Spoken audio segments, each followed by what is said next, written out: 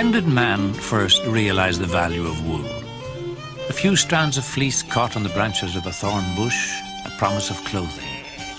Someone in the distant past discovered that it repelled moisture, formed an envelope of heat insulation by trapping air, then found that he could spin it, and wondered if, like the sheep, he could fashion from it such a coat for himself.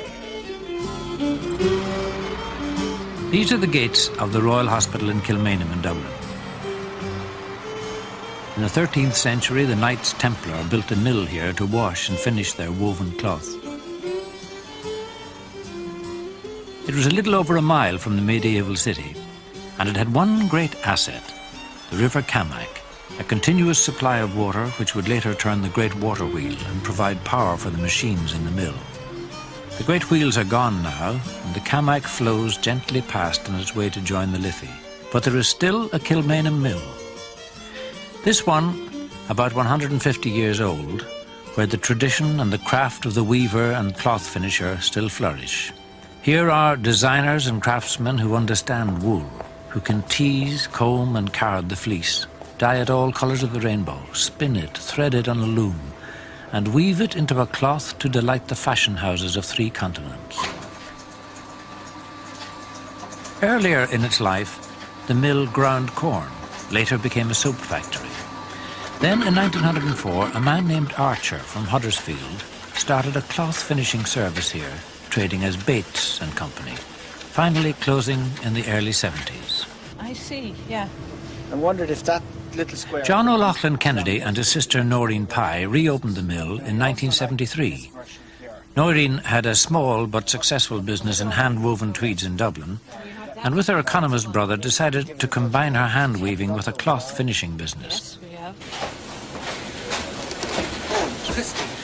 Now, with a staff headed by production manager Christy Kelly, Loughlin and Noreen are running a business covering every aspect of the trade, so they can respond quickly and efficiently to changes of taste in the fashion world.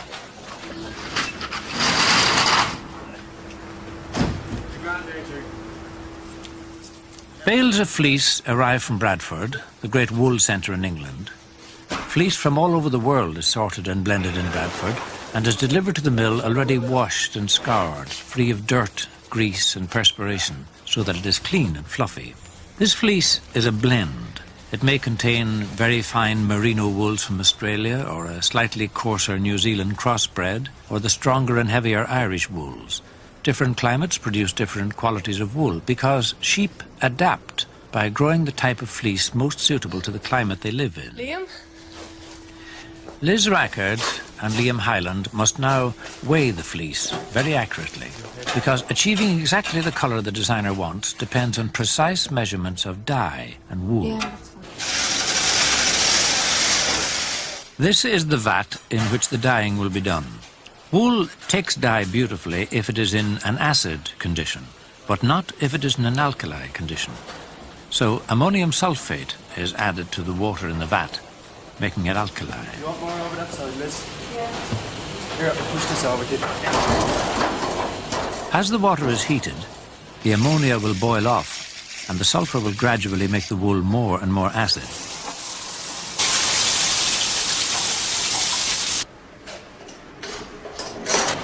The idea in this technique is to control the rate at which the dye gets onto the wool, producing an even colour throughout, so that the finished cloth will accurately reproduce Noreen Pye's original colour intention. Liz takes a sample of the water in the vat for a pH test to check the acidity. An acid milling dye is carefully weighed out.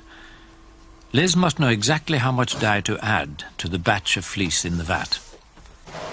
The dye is first mixed with cold water to make a smooth paste. then dissolved with hot water, and when the temperature of the vat is right, in it goes.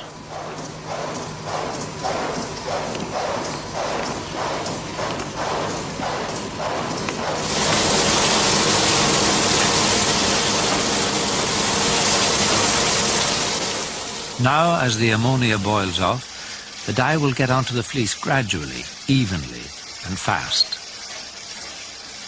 The colour is checked, That looks very even. and if all is well, the wool is rinsed in cold water. Now it is transferred into what is referred to in the mill as a hydro-extractor. We would simply call it a spin dryer.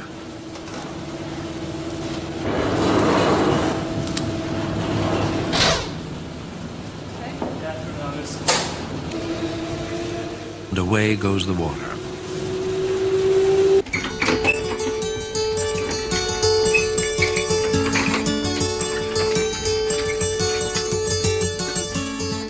This is the wool loft. Wool dried naturally in air behaves much better than wool dried in artificial heat.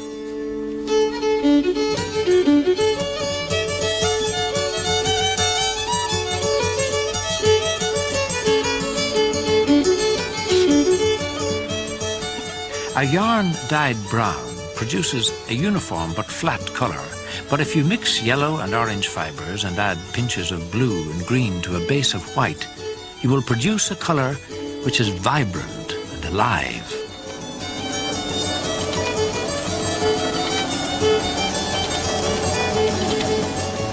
The Fear Not machine breaks the matted fibres apart, roughly mixing the colours together. The wool is fed into the machine in sandwiches of colour.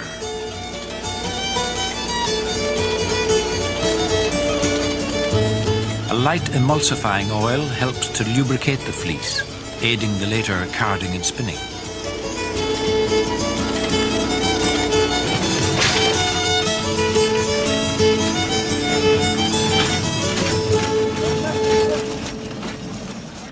The next process will be to comb the fleece out so that the fibres will lie parallel to each other before we begin to spin and twist them into a thread or yarn.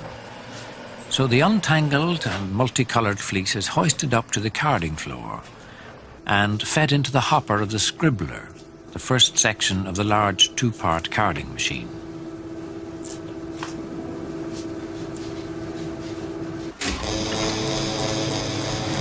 The scribbler has rollers covered with coarse wires, which will comb out the fleece in which the fibres are lying in all directions after the turbulence of the Fear Not breaking machine.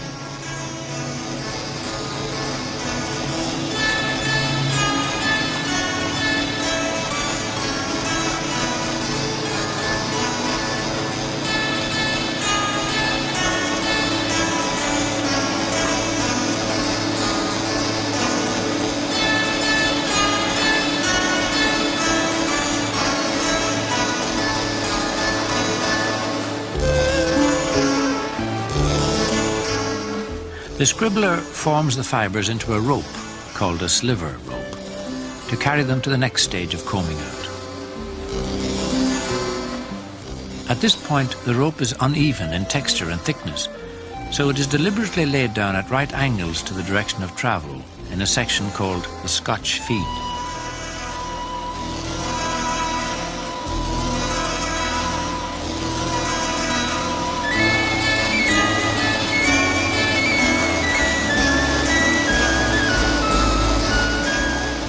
Now the second part of the machine, the carder, goes into action. It is much like the scribbler, but with much finer wires on the rollers, and it delivers the fleece like a gossamer web.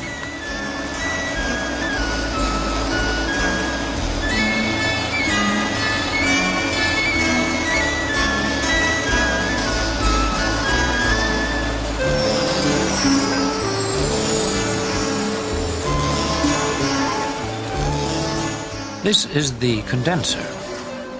Leather tapes divide the web into incredibly thin ribbons of fleece a little over a centimetre wide.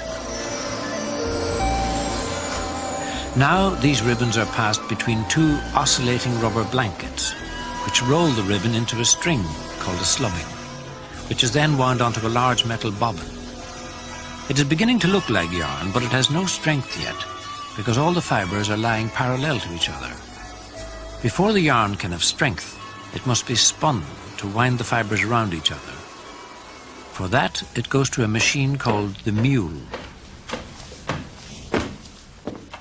This is the best way yet discovered to spin yarn. It was invented by a man called Crompton in 1779, and the principle has never been improved upon. Basically, it is a carriage carrying spindles. The bobbins of slubbing are put onto the machine, and the ends of the slubbing wound round cardboard tubes, which are placed over the spindles. Now the carriage rolls out on rails and draws out a couple of meters of the slubbing, twisting and stretching it as it draws it out. The twist strengthens the thin parts and stretches the thicker parts, thereby evening out the yarn.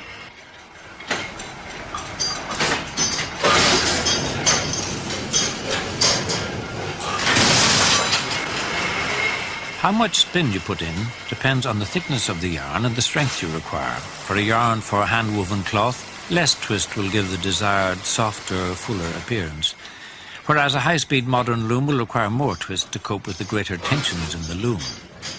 You can twist clockwise or anti-clockwise, called S-twist and Z-twist.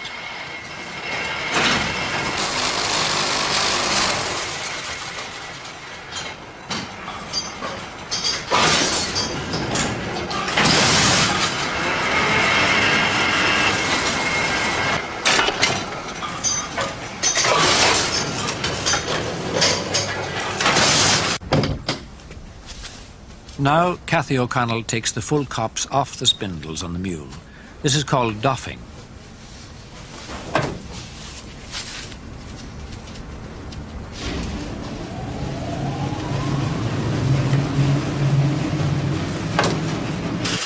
The yarn is now spun and is ready for winding onto cones on the winding machine.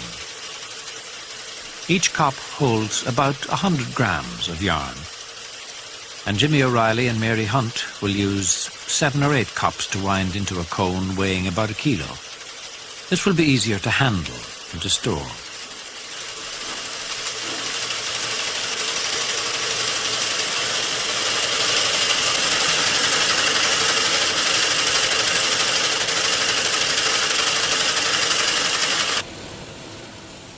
Noreen Pye's designs begin as a vision of colour, but must be translated into exact instructions to the weaver as to the order in which over 1,000 yarns must be threaded onto the loom. The dream must become a mathematical reality. And the colours must be exactly right. It's an old saying in the arts, genius is 10% inspiration and 90% perspiration.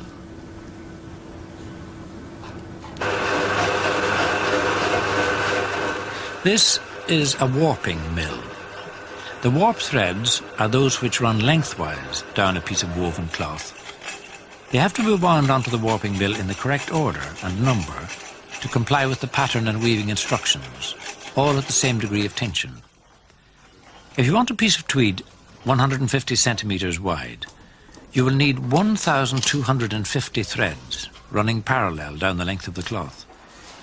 These are wound onto the warping mill in sections of 60 at a time, cut off at the precise length, in this case 120 meters, and kept in the correct order by the least ties, or thrum.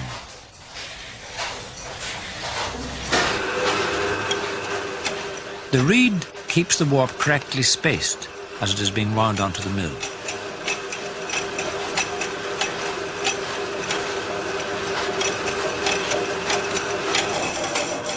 It's not as easy as it looks. The key to good weaving is in correct warping. Finally, the warp is beamed off, winding the warp off the mill onto the warp beam. We're nearly ready for the weaver. The threads which will run across the width of the material are called the weft. They are wound off the cones onto bobbins, and these will be put in the shuttle, which is a little wooden container on wheels, which will be shot from side to side through avenues in the warp called sheds.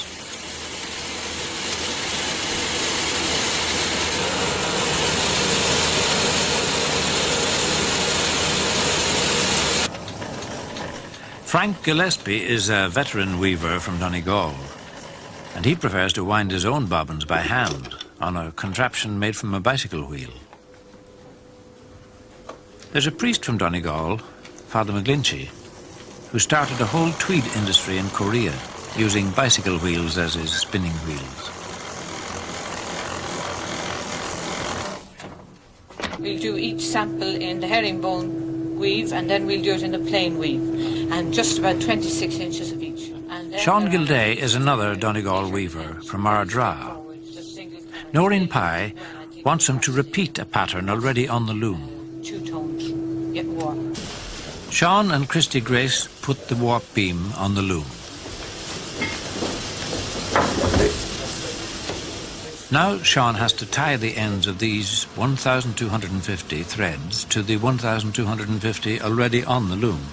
Right, Sean, that'll do you now. That's great, thank you. He has replaced the thrum with lease sticks, which will continue to keep the warp threads in order as he begins the arduous task of joining on the warp ends. It calls for great concentration. If Sean misses one, the order is broken, and he has to go back to where the mistake was made. These 4 wooden frames are called heddles. They support a framework of vertical wires which have loops called heddle eyes, through which the warp threads pass on their way to the reed, which continues to determine the width of the cloth to be woven, the number of threads, and the texture of the weave.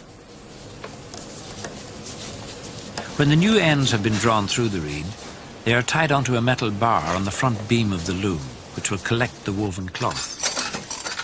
Before starting to weave, Sean takes up the slack and gets the tension just right. The temples, which contain little spiked wheels, will keep the woven tweed from pulling in at the edges.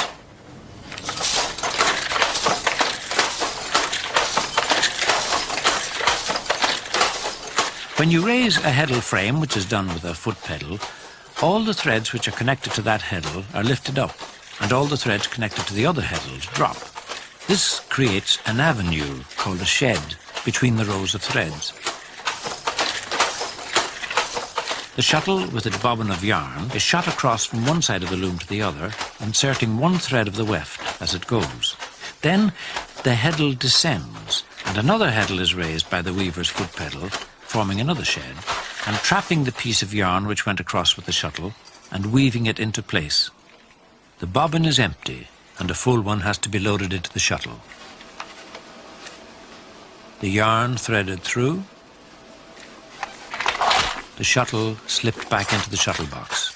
Sean is using 2 shuttles alternately. As the shuttle is shot through the sheds in the warp, drawing the weft with it, it enters the box on the opposite side of the race board and is returned. Sean's left hand on the thumbstick selects which shuttle is to be thrown and operates the sleigh holding the metal reed which tamps home the weft. Both the bobbins are of the same colour, so that any variation in the yarn's thickness, quality or colour is averaged out.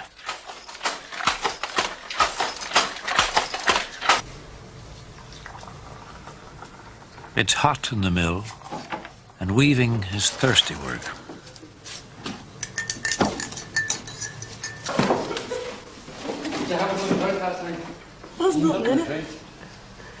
What are you doing up there at the moment, Jeanette? That was my boyfriend down the car.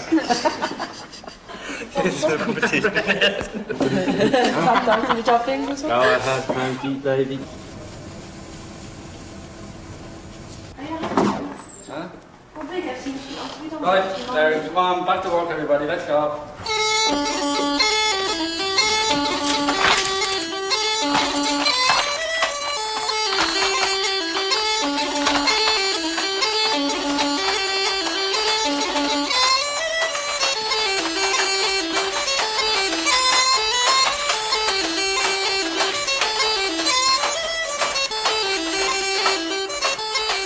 The sign of a great weaver is rhythm.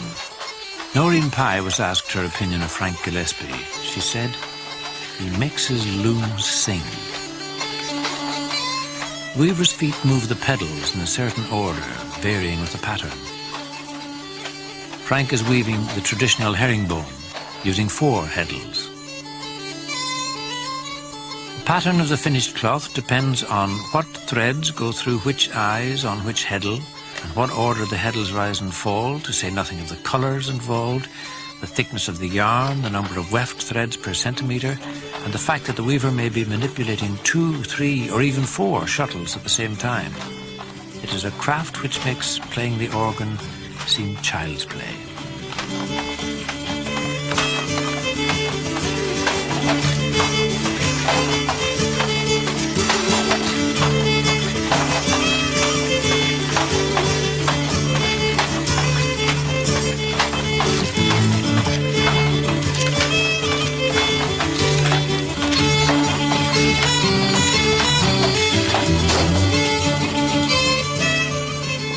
Even though 120 metres of yarn may be threaded onto the loom at a time, that length of finished cloth will be too heavy for a man to carry. So it is usual to cut the newly woven cloth after 60 metres.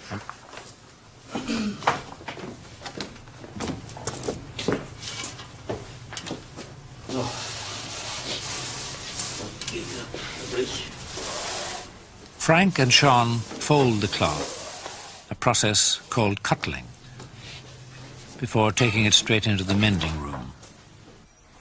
Rita Nolan and Phil Long do 2 jobs in the mending room. First, they give the cloth a very close inspection. Quality control, therefore sales and the reputation of the mill, depend on their alertness here. They also repair and darn in any flaws in the yarn or the cloth. Anywhere one piece of yarn is joined to another, the knot has to be untied and darned in so that there's no sign of any join.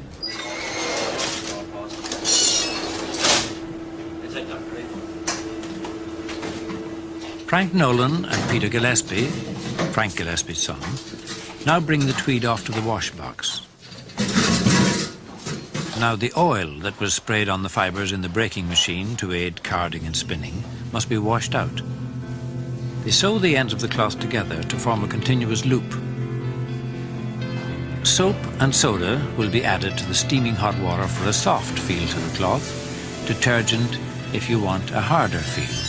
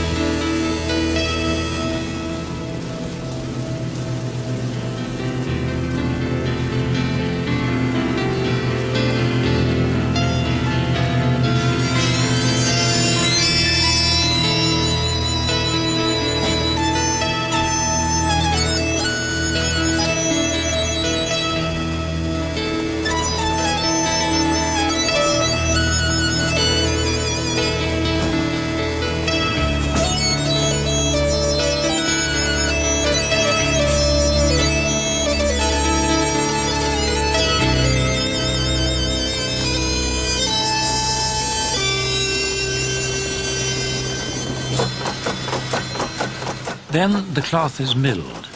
In this old machine called the stocks, the cloth is pummeled by 2 oaken hammers to close the weave and cause it to become felted. In the course of all this treatment, the cloth shrinks slightly, forming marks in the weave called crow's feet. It has to be put onto the tentering machine, where it is tensioned both in length and width. Little hooks are attached to the edge of the material. Now you know where the expression "on tenterhooks" comes from. To be stretched in both directions simultaneously, and also dried between steam pipes. Originally, tentering was done out of doors on a wooden frame. There's an area in Dublin's Liberties still known as the Tenters, since the days it was a great weaving centre. Cloth may be finished in many different ways, depending on what the designer has in mind. If you want a fluffy finish, the raising machine will lift the pile. But if the material is too hairy or kempy, then the cropping machine is used. It's really a sort of high-powered textile lawnmower, and if it runs away with you, it can do fearsome damage.